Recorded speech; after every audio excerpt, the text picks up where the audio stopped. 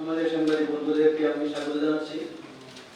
আমরা নির্দিষ্ট সময়ে কিছুক্ষণ পরে আমরা শুরু করে যাচ্ছি। আজকে যেহেতু একটা জাতীয় দিবস বৌদ্ধ পূর্ণিমা, আমাদের অনেক সাংবাদিক বন্ধুরা এখন বৌদ্ধ মুক্তিযোদ্ধা আমাদের ডাক্তার মাহমুদুর রহমান, যিনি কর্ণফুলী রক্ষা মঞ্চের সভাপতি, বসে আছেন এবং পরিবেশ সংগঠক মিতুল দাস গুপ্ত, উপস্থিত আছেন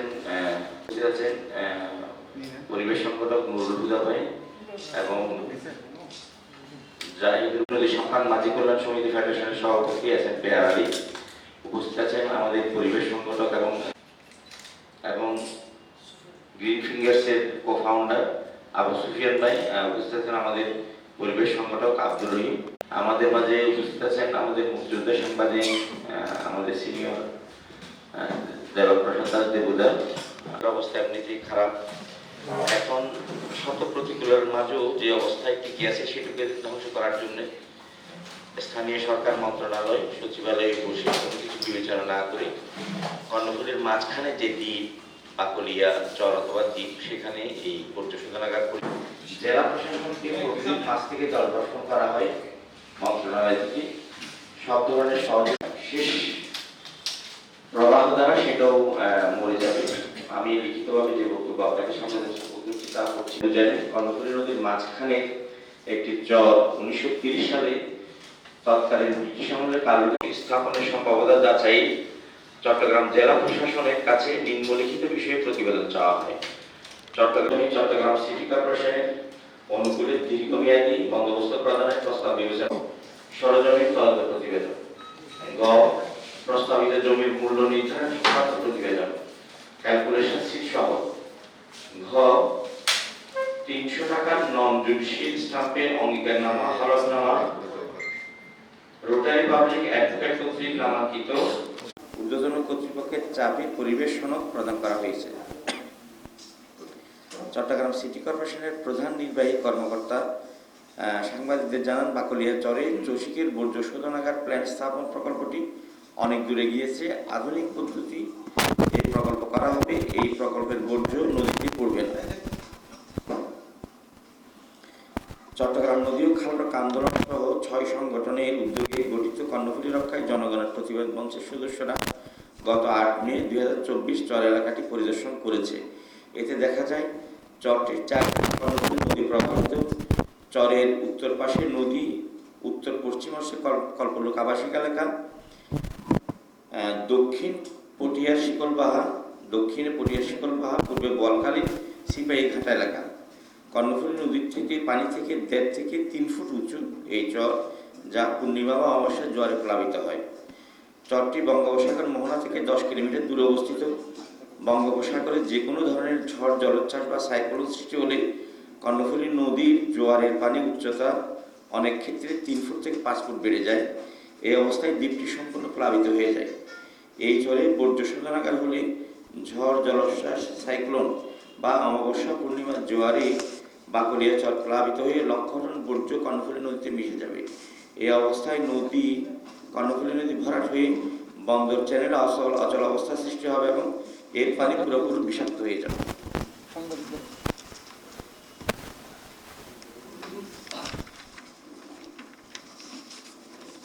চরটির অবস্থান বাকলিয়া কল্পলোক আবাসিক এলাকার সীমানা থেকে প্রায় 500 মিটার নদীর স্রোতের দ্বারা বিপরীতে অবস্থিত। পানিপথে কিভাবে এই চরে বর্জ্য নেওয়া হবে তা আমাদের বোধগম্য নয়। একজন সুস্থ মানুষের পক্ষে নদীর মাঝখানে বর্জ্য পরিশোধন চিন্তা কখনো আসতে পারে বলে আমাদের ধারণাই নাই। বোয়ালখালী অংশ দিয়ে এই চর বর্জ্য নিতে হলে তা কালুরঘাট সেতু বা কর্ণফুলী শাহ আমানত সেতু হয়ে বোয়ালখালী এবং পটিয়ার 15 থেকে 20 কিলোমিটার সড়ক পথে নিতে হবে। তারপরে নদী পার করে বর্জ্য চরে নিতে হবে। তা কিভাবে কি করে সম্ভব তা আমাদের জানা নেই। এই চরে বর্জ্য শোধনাগার প্রকল্প করার অর্থ হচ্ছে কর্ণফুলীকে হত্যা করা। নদীর স্বাভাবিক নাম বজায় রাখায় আমাদের সুপারিশ, আগামী 5 দিনের মধ্যে কর্ণফুলী নদীর মাঝখানে বাকলিয়া দ্বীপে বর্জ্য শোধনাগার প্রকল্প স্থাপন বন্ধের ঘোষণা দিতে হবে। অন্যথায় আগামী 27শে মে 2024 তারিখে সিটি কর্পোরেশন ঘেরাও কর্মসূচি পালন করা হবে। সেই সাথে উচ্চ আদালতের নির্দেশ অমান্য করা সহ সংশ্লিষ্ট আইনে প্রতিকার প্রার্থনা করে লিগেল নোটিশ প্রদান এবং হাইকোর্টে রিট মামলা দায়ের করা হবে।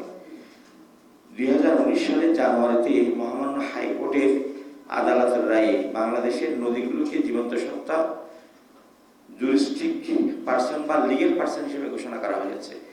এর মূলত এর মাধ্যমে মানুষের মতো নদীর মৌলিক অধিকার স্বীকৃত হয়েছে। হাইকোর্টের এই আদেশ অনুযায়ী নদীর মাঝখানে বর্জ্য শোধনাগার প্রকল্প করা অবৈধ এবং আদালতের আদেশের লঙ্ঘন, সুতরাং এই প্রকল্প হতে পারে না।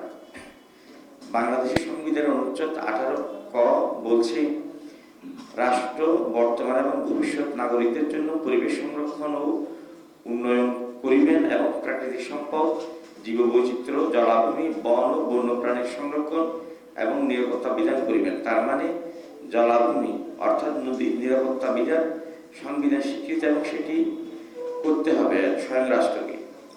রাষ্ট্র মানে যারা রাষ্ট্র পরিচালনা করেন। যে কারণে 2019 সালে হাইকোর্ট যখন একটি রায়ে নদীকে জীবন্ত সত্তা ঘোষণা করে, তখন নদী রক্ষা কমিশনকে নদীর অভিভাবক হিসেবে ঘোষণা করা হয়, যারা রাষ্ট্রের অন্যান্য প্রতিষ্ঠানকে সঙ্গে নিয়ে নদীমাতার অধিকার রক্ষা করবে। কিন্তু এই প্রকল্প নদীর অধিকারকে হত্যা করবে।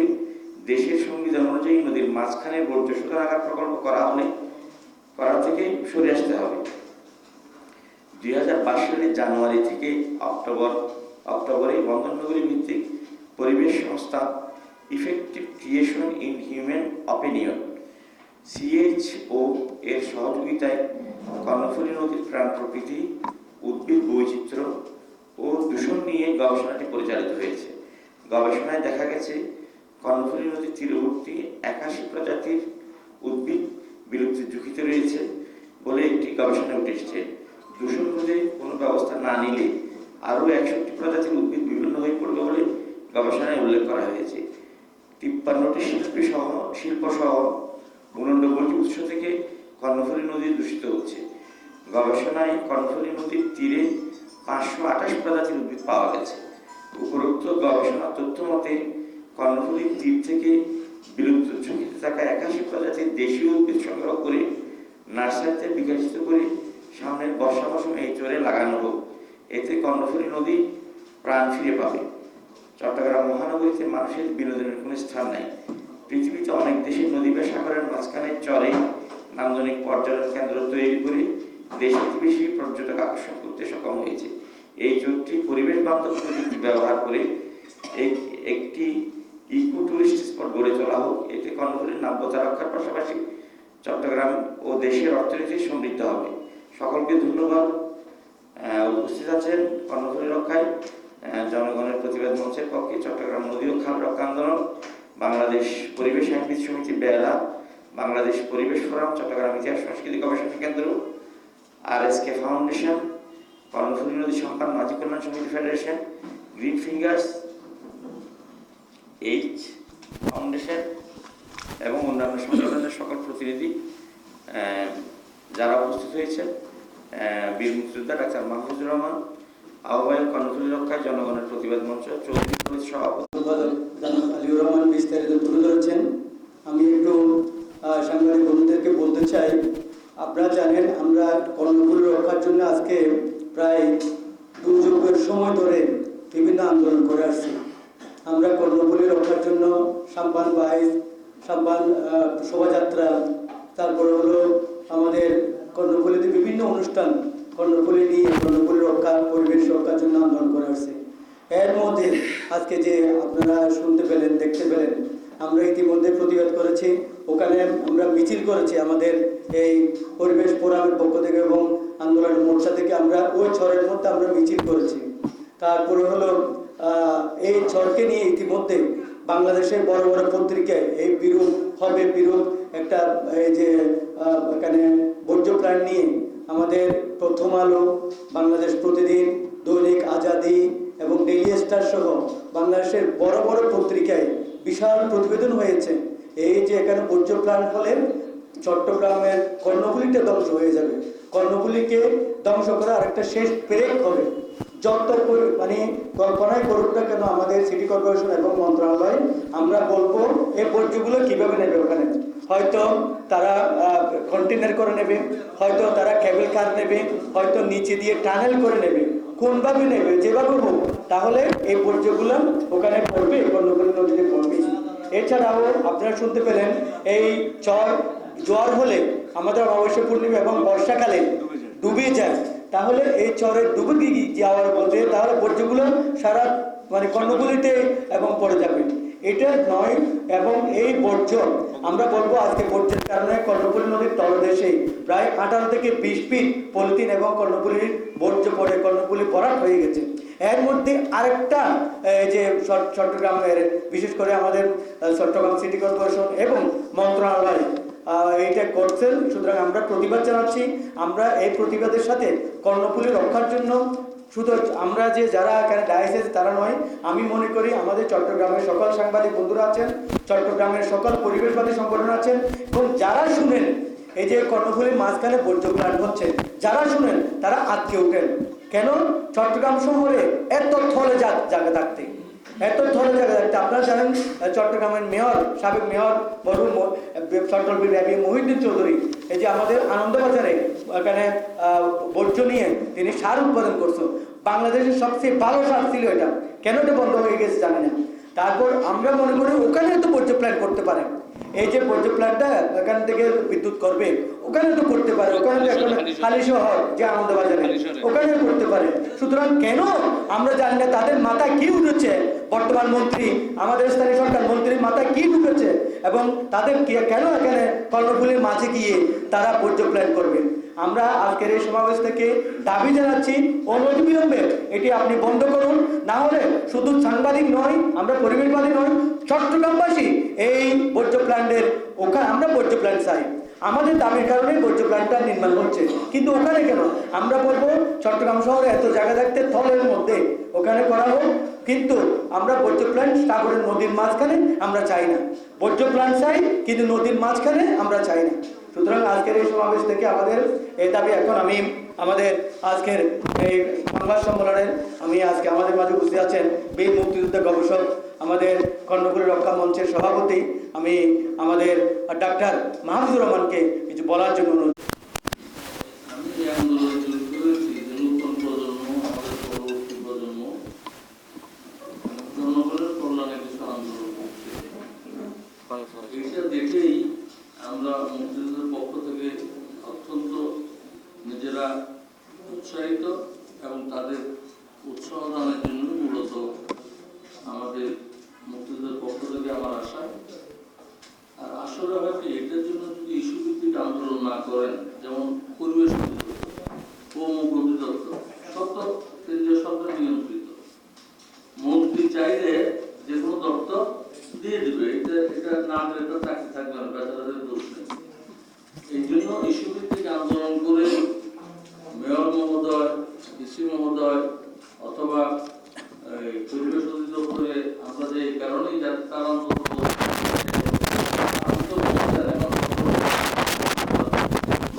এই যে কাউন্টার প্রেসার ফেরত দেওয়া, এতে এই প্রকল্পগুলো বাস্তবায়ন না হওয়ার সম্ভাবনা থাকে।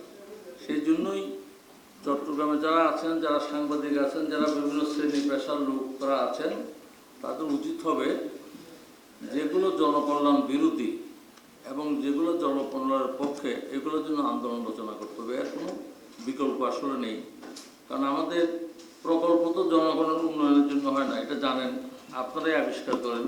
প্রকল্প হয় কিছু লোকের পকেট ভারী করার জন্য। 1000 টাকা প্রকল্প হইলে জনগণ কি পাইল না পাইল এটা আমাদের এক শ্রেণীর আমলা দেখে না, সব আমলা না, তারা দেখে তাদের পকেটে কত আসবে। এই জন্যই জনকল্যাণ বিরোধী বা জনগণ বিরোধী যে কোনো সিদ্ধান্তের প্রতিবাদ জানাতে হয় এবং জনকল্যাণের পক্ষে যদি সরকার কিছু করে সেটার পক্ষেও আবার সমর্থন জানাতে হয়। এই নীতিতেই আপাতত বাংলাদেশকে চলতে হবে যতদিন পর্যন্ত এটা কি বলবো স্বাধীন বাংলাদেশের শাসন কাঠামো না আসে, যেটা এখন নাই। ধন্যবাদ। আজকে আপনার এটা আমি মনে করবো শুধু আমাদের আন্দোলন নয়, এটা সমগ্র চট্টগ্রামবাসীর আন্দোলন। জি, আমাদের আসলে একটা লিখিত বক্তব্য আছে, আমরা আগামী 27 তারিখ ঘেরাও করবো চট্টগ্রাম সিটি কর্পোরেশন এবং স্মারকলিপি দেবো। এরপর আমরা যে আইনি নোটিশ দেবো আমাদের স্টেপ বাই স্টেপ। এরপর আমরা মহামান্য হাইকোর্টের দ্বারস্থ হব একটার পর একটা, এবং আপনাদেরকে নিয়ে সব আন্দোলন হবে চট্টগ্রামবাসীকে নিয়ে। ধন্যবাদ।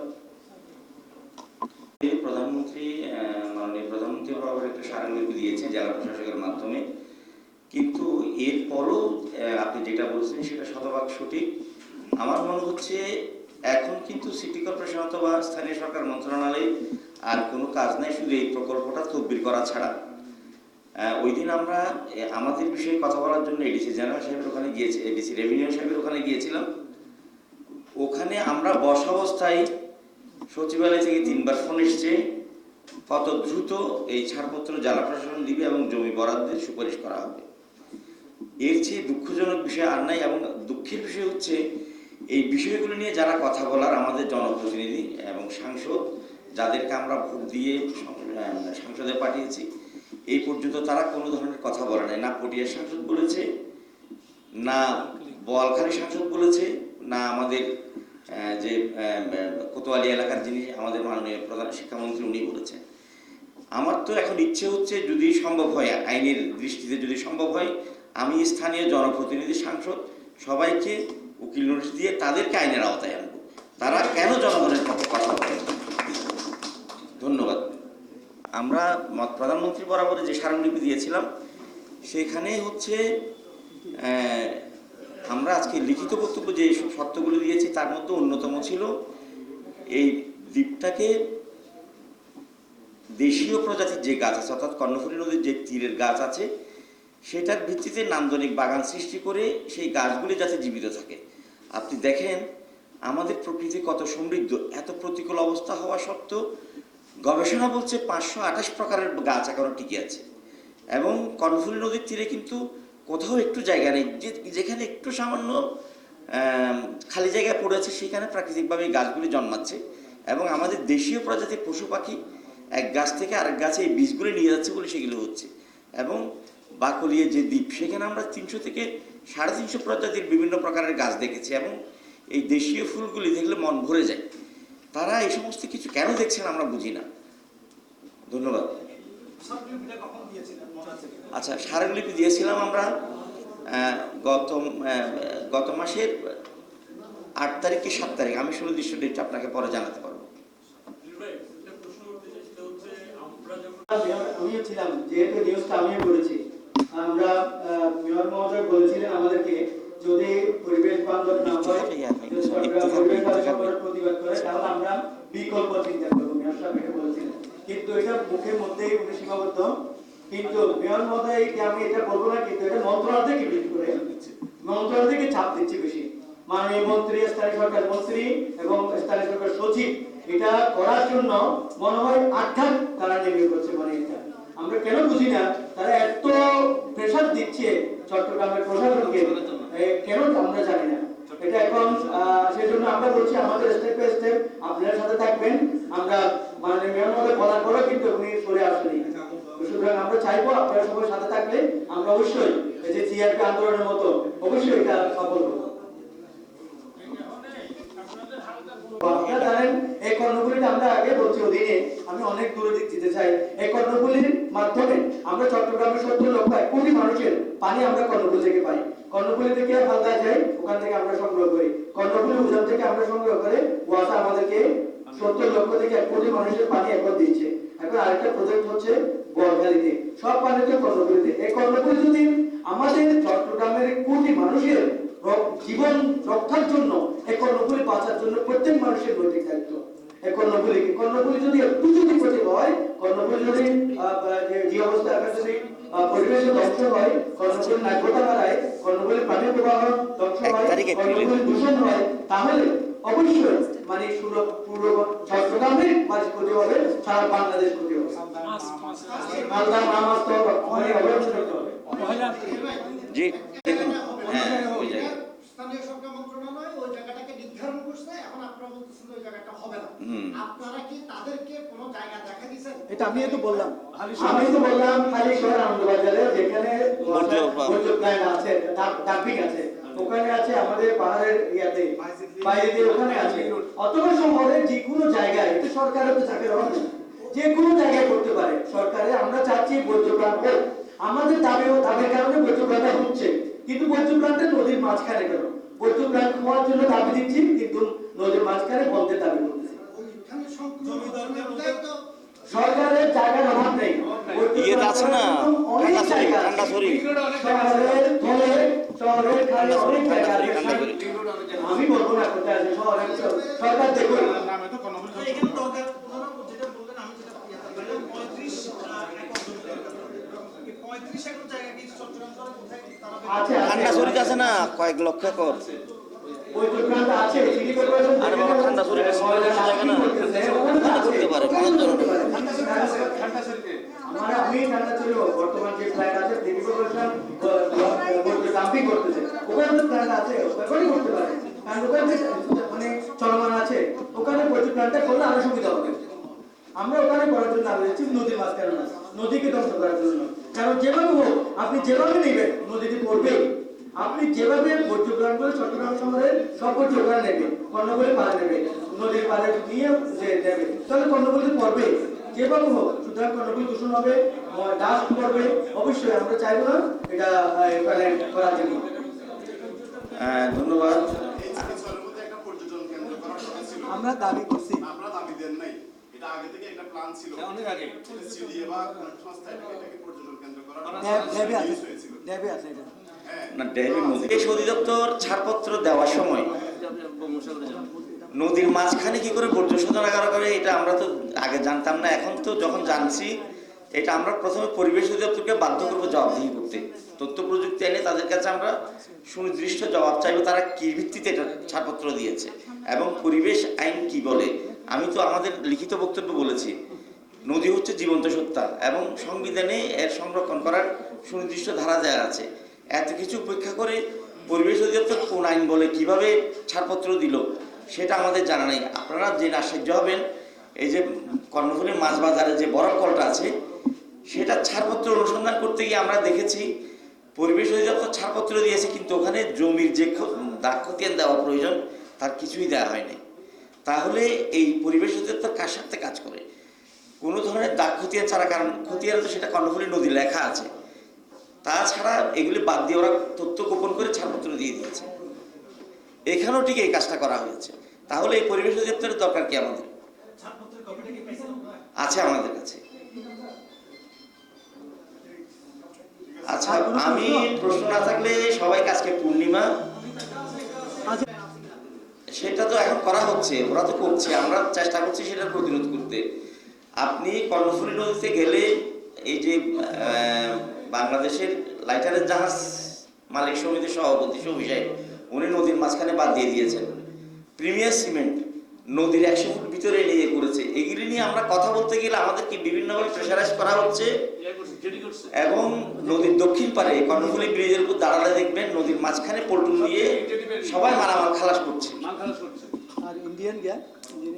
এবং আরেকটা ভয়াবহ চিত্র হচ্ছে র্যাব এবং অন্যান্য প্রশাসনিক নৌপুর পুলিশ ওরা করে কি নদীর পোড়া তেলগুলি বিক্রি করতে গিয়ে মাঝি অথবা তৃণমূল মানুষদেরকে বিভিন্নভাবে হয়রানি করে, তাদের গাড়ি আটক করে, তাদেরকে অ্যারেস্ট করে কঠিন আইনে মামলা দেওয়া হয়, যে কারণে পোড়া মোবিল এবং তেল কেউ এখন সংগ্রহ করে না, সেগুলি সরাসরি কর্ণফুলী নদীতে ফেলা হচ্ছে। এই চট্টগ্রাম শহরে কোনো জনপ্রতিনিধি আছে বলে আমার মনে হয় না এবং এটা নিয়ে কেউ কোনো কথা বলছেন না।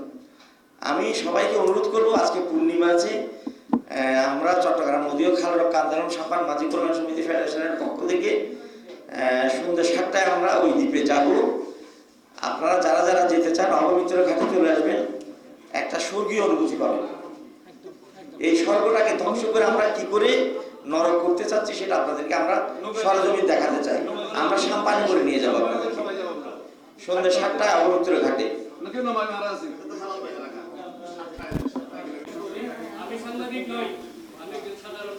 এখানে যারা বসছি তারা নয়, চট্টগ্রামবাসীকে সাথে নিয়ে আমাদের এই আন্দোলন আমরা সফল করব।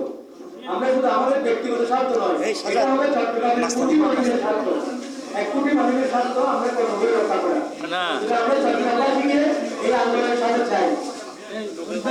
আমি আগ্রহ প্রশ্ন থাকলে আমরা আজকের সমাজ এখানে শেষ করতে চাই। তার আগে আমাদের ডাক্তার মাহমুদুর রহমান ভাই কথা বলবেন। একমাত্র জনগণ যদি রাস্তায় নামে, বিভিন্ন আন্দোলনের শক্তিশালী আন্দোলন হয়, তাহলেই মাত্র সরকার এটা শুনে। এই যে পরশুদিন দেখলেন না, হাজার হাজার অটো রিক্সা নামছে, আগের দিন বন্ধ করছে, পরের দিন খুলে দিচ্ছে, এইটাই নিয়ম। কাজেই জনগণকে নিয়ে রাস্তায় নামার আবেদন করব সবাইকে, এবং আপনাদের নেতৃত্বে আমরা জনগণ সিএরবি হলে যায়, নৌকর্ণ হলে তীরে যায় না। না যাবে, আপনারা শক্তি সংগ্রহ করেন। জনগণকে এয়ার কন্ডিশন লাগবে পরিবেশের আন্দোলন করতে। না না যায়। আচ্ছা, আমি সব আমরা সংবাদ সম্মেলন এখানে সমাপ্তি করছি। আমাদের আগামী কর্মসূচিতে